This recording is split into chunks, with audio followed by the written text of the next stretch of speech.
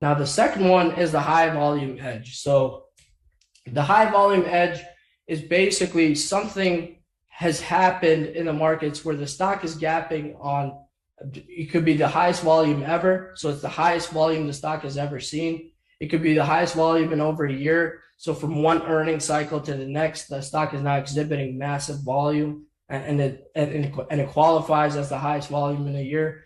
The other one being it's the highest volume since IPO. So the stock has IPO'd and reports earnings or some news, and now the candlestick and the volume that you get that is the highest since its IPO day. So how do I come up with all of these?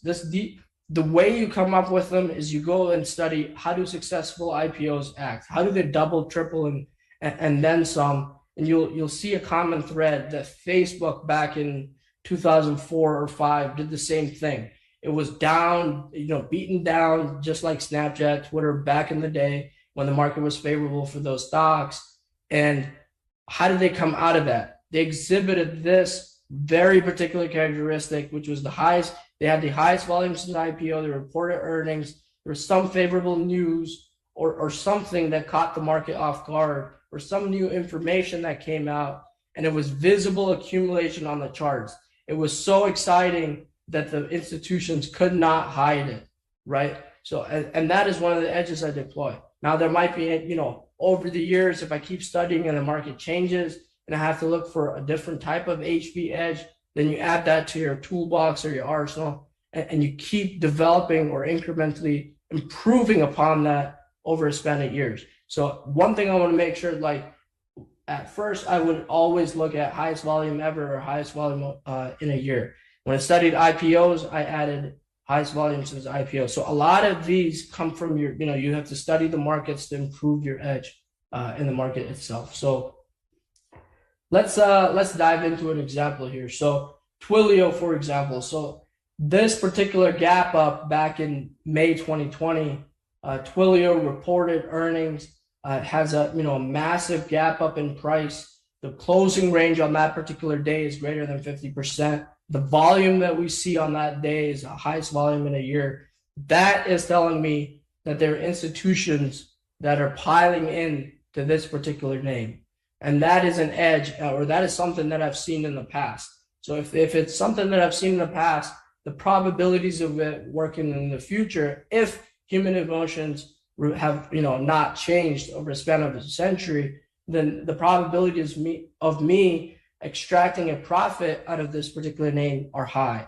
So we get follow-on, follow-through volume the next day. The entry tactic that we deploy, or I deploy, is what I call the HVC, which is the highest volume close. When price moves through that highest volume close and the high of the prior day, I can enter that stock, and I'm looking for instant momentum at that point, so that I can build a cushion in the name right away. And then if it were to pull back in, I could sit back and look at it from a larger perspective and say that, okay, there's a lot of accumulation, and I expect whoever bought in this area to come back and scoop up some more right here so that we could keep trending higher. Now, we don't want to isolate or have, a tunnel vision that something's got the highest volume in over a year and has to work.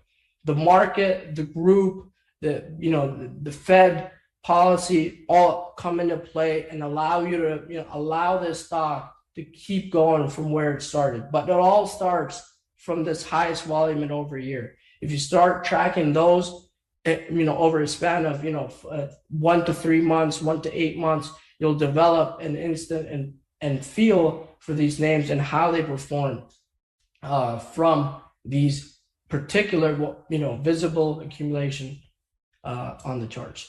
The second example is UPSD. This one's one that everybody's familiar with, and one that had massive gains in 2020.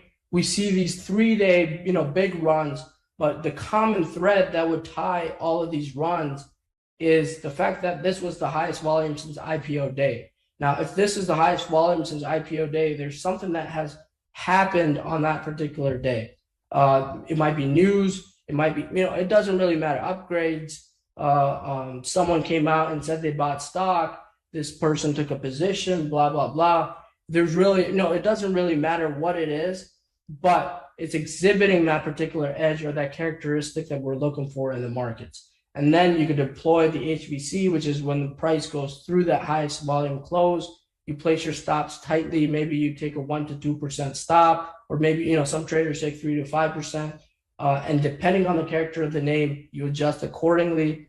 And then you can extract a possible income in a very short span of time. So this is a 30% run in about 3 days, 104%, and 119. I'm not here to say that you will extract the full 119%. What I'm trying to show you is there's some potential out of that 104%. Maybe you extract 20, 30% of that move, or so that you can, make progress on your account. So there's no guarantees that you'll catch the full run, but you could be part of that run so that you could continue making progress in your accounts. The third one is a recent one. I didn't want to keep them all to pre-2020 because that would be, fool's gold at that point. But this one, again, LNTH, this particular year, we saw a gap up right above the $35 mark. We saw, a good closing range, and this volume was the highest volume in a year. Now, at this point, right about on this day, this should be on your radar. You could go study this, the story of it, why it happened. Did they report positive earnings, whatever the case might be? But there's a reason that you want to be tracking this, and that reason is volume. If they reported a positive story, it gapped up, and it had poor volume, the probabilities of it failing over are far higher because there's no accumulation on that chart.